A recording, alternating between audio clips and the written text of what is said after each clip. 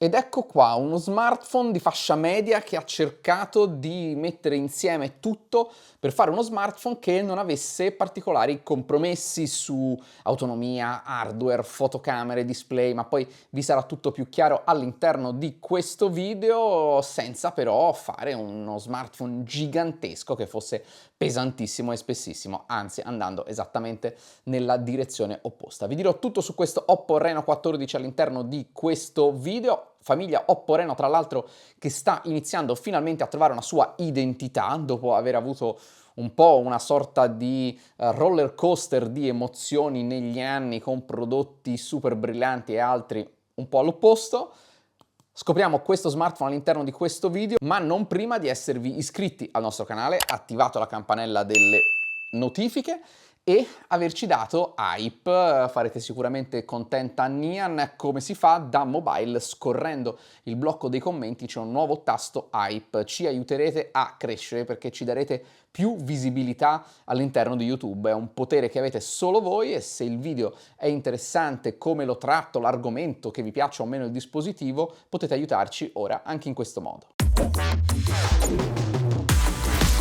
Non ci può essere una bella recensione senza un bel unboxing all'interno della confezione. Capite subito che non c'è ovviamente un alimentatore, ma forse dovrei anche smettere semplicemente di nominarlo. All'interno c'è soltanto il cavetto USB-A, USB-C, perché l'alimentatore rapido Super VOOC di Oppo ha la porta USB-A. Abbiamo visto cosa c'è e cosa soprattutto non c'è all'interno della confezione e andiamo a vederlo allora un po' più da vicino per scoprire come è fatto, perché questo smartphone fa della sua qualità costruttiva e un po' anche della sua estetica uno dei punti più forti. Ed ecco qua quindi Oppo Reno 14. Partiamo dalla parte estetica costruttiva. Io so che i vostri occhi in questo momento sono incollati su questa parte luminescente attorno al blocco fotocamere. Se vi siete domandati, ah ma è un LED, ah ma è una luce, no, è solo un effetto della scocca realizzato in questo modo, fatto molto bene per sembrare davvero una luce. Veramente più lo guardo anche ad occhio nudo e più penso qua sotto c'è un LED.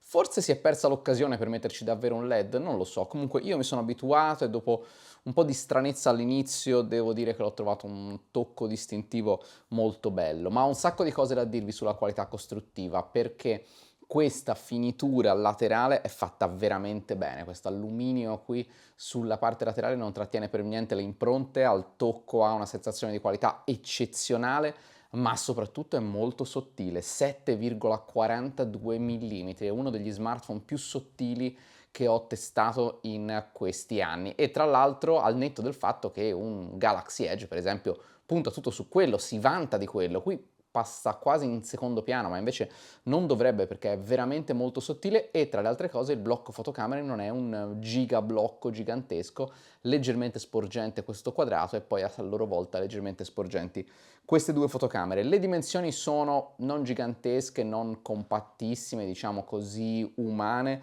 157,9, 74,7 per appunto 7,42 mm ed è anche molto leggero per essere fatto in alluminio e vetro, sono 187 grammi. In più lo smartphone è anche IP68 e IP69, quindi resiste a polvere, acqua e anche acqua ad alta bassa temperatura e ad alta pressione, veramente notevolissimo. La sensazione di qualità di questo smartphone è impressionante. Non vi negherò che almeno una volta ho pensato sembra uno smartphone sottile, tenendolo in mano ho pensato sembra non volevo dire uno smartphone sottile, sembra un iPhone sottile e questo è un complimento, gli sto facendo un complimento perché in termini di qualità costruttiva e percepito al tocco ce ne sono pochi come iPhone e questo è abbastanza come un iPhone.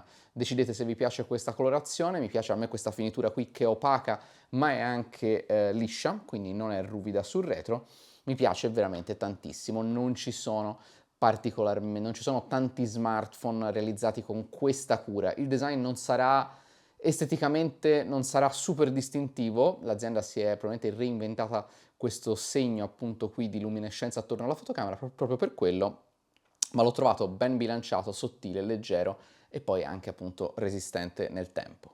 E scopriamo poi la scheda tecnica, che non è una gran rivoluzione, ve lo dico subito, rispetto alle precedenti generazioni. Faremo poi un ragionamento alla fine sulle precedenti generazioni, ma che è comunque molto interessante. Per essere un fascia media ha dei punti molto distintivi. Parliamo di scheda tecnica, processore MediaTek Dimensity 8350 octa-core da 3.32 GHz di frequenza massima e 4 nanometri, con GPU Mali G615MC6, un solo taglio di memoria. Ancora una volta io continuerò sempre a ringraziare Oppo per semplificare tutto da questo punto di vista, 12 GB di RAM e ben 512 GB di memoria interna.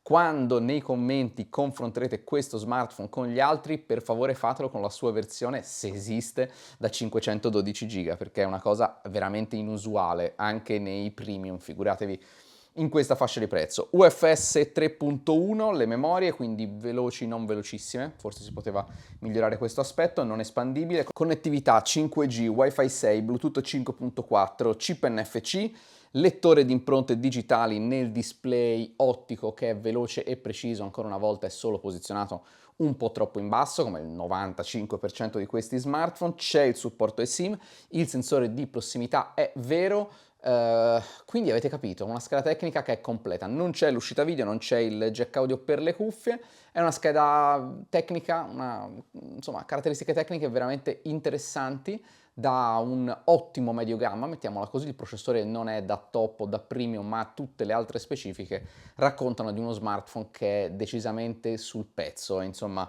per me è promosso, sempre considerando la fascia di prezzo, questo smartphone per la sua scheda tecnica. E poi un bellissimo display che vi mostro e vi racconto in questo capitolo.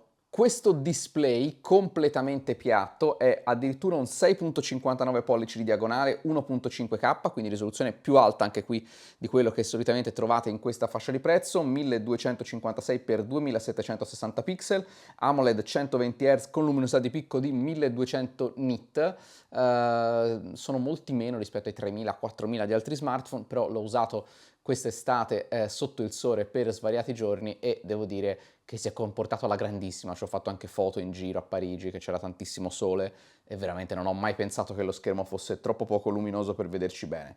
Protezione vetro Gorilla Glass 7i e una pellicola preapplicata di ottima fattura e un PWM dimming di 3840 Hz, quindi se soffrite di affaticamento alla vista quando leggete magari le notizie la sera prima di addormentarvi, questo smartphone può assolutamente fare al caso vostro. Per me il display è veramente super promosso, tra l'altro lo vedete con delle cornici che sono non le più sottili in assoluto, ma sottili per la fascia di prezzo e quasi totalmente simmetriche. Molto bene anche la parte software, è vero che lui arriva con Android 15, ma lui riceverà anche 5 nuove versioni di Android, quindi addirittura fino ad Android 20, che per una fascia media non è veramente niente male, e 6 anni di patch di sicurezza. Dal punto di vista software vi dirò, non ci sono delle grandi novità, perché è vero che questo è un iPhone, ma molte delle funzionalità AI di questo smartphone sono in realtà soltanto in inglese. Se io qui faccio il riepilogo AI, per esempio, quello che mi dirà è che adesso è in italiano. Nel senso, questa è una cosa che avevo già segnalato in una recensione di un Oppo già tipo 6 mesi fa, che la maggior parte delle volte il riassunto lo fa in inglese, anche se il testo è in italiano, a volte invece, come in questo caso, l'ha fatto in italiano, meglio così. Altre cose sono invece assolutamente solo in inglese, per esempio se io vado a fare il gesto, questo con le 3 dita verso l'alto, analisi in corso, lo vedete qua giù, lo ha aggiunto a memoria Brino, che sarebbe il mind space, non so perché qui lo chiami memoria Brino. Quando poi entrate però, questa è una funzionalità tipo Essential Space di Nothing, le funzionalità basate sulla I non sono supportate in questa lingua, ci sono varie funzionalità che hanno a che fare con la lingua che non funzionano nel nostro paese, per esempio anche la trascrizione, anzi la traduzione delle telefonate, che invece non è stata proprio inclusa nella nostra versione. Barra laterale sempre molto comoda, permette di aprire le app in finestra, ridimensionabili, riducibili a icona, si possono poi mettere full screen oppure chiudere direttamente da qui. Il sistema è veramente una scheggia, questo ColorOS 15 è veramente una scheggia. Vi segnalo non poco bloatware, tra l'altro ve lo piazza anche direttamente tutto qui nella home screen, così vi fate anche un'idea molto precisa di cosa è bloatware in questo smartphone e che possiate levarlo, vi ci vorrà qualche minuto ma poi farete tutto. Dal punto di vista di AI ovviamente c'è Gemini, c'è Circle to Search, c'è la condivisione con iPhone tramite Utility, nessuna sorpresa particolare, e c'è anche AI Studio che permette di creare foto, di modificare vostre foto in stile particolari grazie all'intelligenza artificiale. Per il resto, se scaviamo nelle impostazioni, ci sono tutte le funzionalità che abbiamo imparato ad apprezzare di ColorOS 15, ci sono tantissime voci di personalizzazione, le troviamo qui, anche un Always On Display, non l'ho citato prima ma è molto personalizzabile e tra l'altro è un vero Always On Display, sta davvero sempre acceso. Se andiamo qui ci sono ancora altre impostazioni, no, non sono state nascoste qui ma sono state nascoste, c'era una voce dedicata che adesso non vedo, vabbè ci sono comunque ancora altre impostazioni di personalizzazione di questo sistema.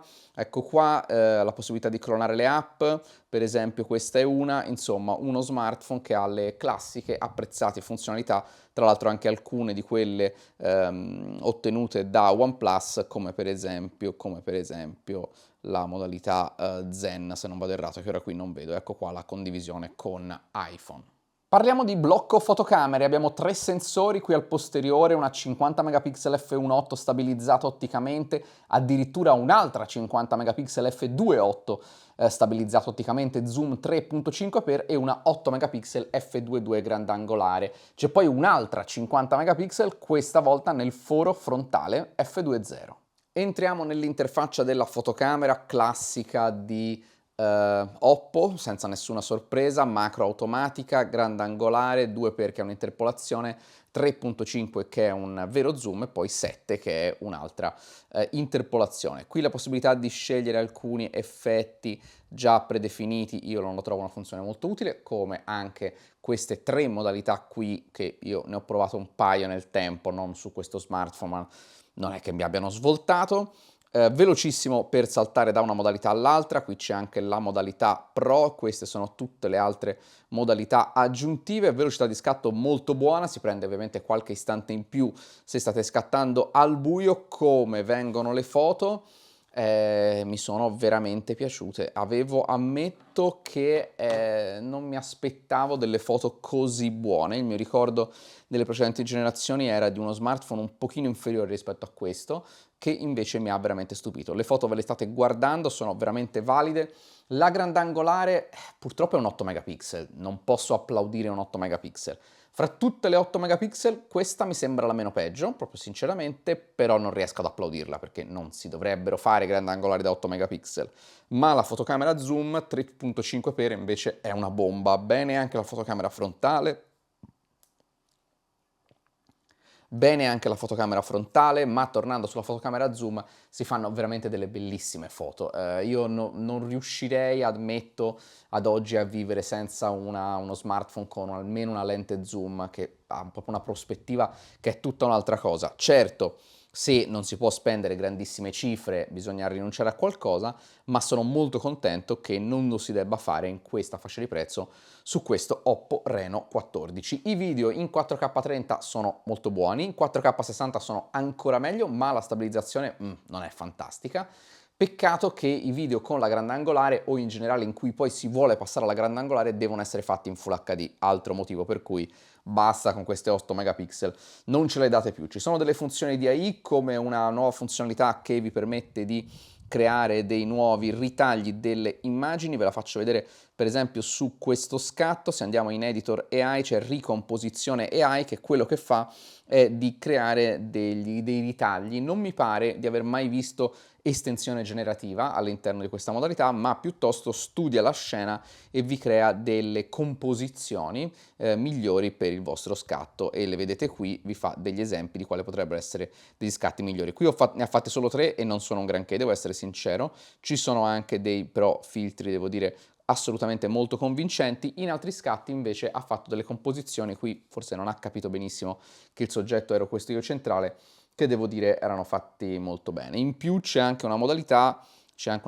no, non questa, fatemi uscire, tornare in Editor AI, c'è un nuovo scatto perfetto AI che non c'era nelle precedenti generazioni e poi qui troviamo tutte le altre funzionalità di AI che già conoscevamo. Eccoci in gioco, abbiamo audio stereo, capsula auricolare e speaker inferiore, c'è anche la modalità ultra, quella del 200%, che vabbè fa l'effetto che fa, però comunque in certe condizioni vi permette magari di sentire meglio un eventuale dialogo o una telefonata. Il gioco scorre fluido, io ho messo tutto al massimo e vedete siamo fra i 40 e i 60 fps, che è ok, non è tantissimo, vi basta abbassare leggermente la qualità. No, ho virato dalla parte sbagliata, mi prenderò tutti i siluri addosso, sta per finire veramente malissimo, però quantomeno vi faccio vedere in un momento concitato, sparo magari anche un bel fumogeno, come si comporta questo smartphone, permettendovi ancora di giocare in modo molto godibile ad un gioco 3D. Magari se volete ancora meglio vi consiglio di abbassare leggermente la qualità, però vedete neanche un frame perso al massimo dei dettagli. Vi segnalo che lo smartphone tende, quando è molto sotto stress, a scaldare qua dietro. Per fortuna non ha un impatto particolare sulla batteria, anche perché, come vi dirò fra un secondo, la batteria è molto molto corposa. Comunque smartphone assolutamente validissimo anche per giocare anche in 3D. La batteria, nonostante questo smartphone sia così sottile, è da 6000 mAh. L'azienda non pubblicizza la tecnologia, ma è palese che sia una silicio carbonio, altrimenti non sarebbe mai stata in così poco spazio. E la mia domanda è per la concorrenza: ci voleva così tanto per fare uno smartphone che non dovesse avere grosse rinunce, che non dovesse rinunciare a una 50 megapixel zoom, ha una ricarica, non ve l'ho ancora detto, rapidissima, 80 watt, ha una batteria corposa, a fare lo smartphone sottile, comunque con un bel display aggiornato a lungo? Ecco, Oppo lo ha fatto. Arriviamo quindi alle conclusioni. Questo smartphone ha un prezzo, unico taglio di memoria, abbiamo detto, di 599 euro, che come sempre per Oppo sono un po' tanti, ma rispetto agli altri anni può comunque aver senso comprarlo al prezzo di lancio, con una eventuale promo di lancio, con qualche magari regalo interessante, che però al momento non conosco, perché sto facendo questa recensione un po' in anticipo. Andate nella recensione testuale, la trovate in descrizione, e lì troverete tutte le informazioni per quanto riguarda la promo di lancio. Può comunque aver senso, perché? Perché questo smartphone, che mi è piaciuto molto, forse non vi sarete accorti, o vi sarete accorti solo se possedete un Oppo Reno 13, in realtà dal punto di vista di scheda tecnica non è così tanto diverso da un Oppo Reno 13. Le vere differenze sono due: la fotocamera aggiuntiva da 50 megapixel con lo zoom e la batteria che arriva a 6000 mAh. Però sono quelle due cose che gli fanno fare un po' il salto, che gli permettono di avere uno smartphone che in quella fascia di prezzo inizia ad avere pochi concorrenti veri, se guardiamo tutte le specifiche tecniche che mette sul piatto. Voglio però fare anche un altro confronto, perché lo sapete a chi somiglia molto questo smartphone? A Oppo Reno 13 Pro. Ma anche in quel caso lui è meglio del Pro dello scorso anno. Perché? Perché è più leggero, è più sottile, ha più batteria e il display è piatto, e so che questo fa contente moltissime persone. In sostanza questo è il primo vero Oppo Reno che mi convince su tutti gli aspetti da un bel pezzo a questa parte. Veramente brava Oppo, anche perché mi sono approcciato a questo smartphone un po' con il preconcetto del ok, sono passati 6-7 mesi dall'Oppo Reno precedente, eccone, ce n'è un altro. Sarà bello, tutto bellissimo, ma costerà molto, molto di più di quanto dovrebbe. Lui invece è il primo che inizia a essere un po' più inquadrato. Non vi dico di buttarvi a capofitto a comprarlo a 600 euro, che non sono pochi. Se non è esattamente lo smartphone che cercavate, magari valutatelo quando il prezzo avrà un po' di offerte un pochino più ghiotte, ma stanno iniziando i mesi delle offerte, quindi sicuramente arriveranno. Però devo dire che è uno smartphone che, nella sua imperfezione, perché gli smartphone perfetti non esistono, mi ha veramente, veramente convinto. Grazie per essere arrivati fino a qui. Se il video vi è piaciuto, iscrivetevi al canale, attivate la campanella delle notifiche e, ovviamente sempre per Nian, dateci hype, e lo fate come vi ho spiegato da mobile. Disclaimer finale: questo sample ci è stato inviato da Oppo, che non ha visto questo video in anteprima, non ha fornito input editoriali, non ha fornito compenso economico. Grazie e a un prossimo video.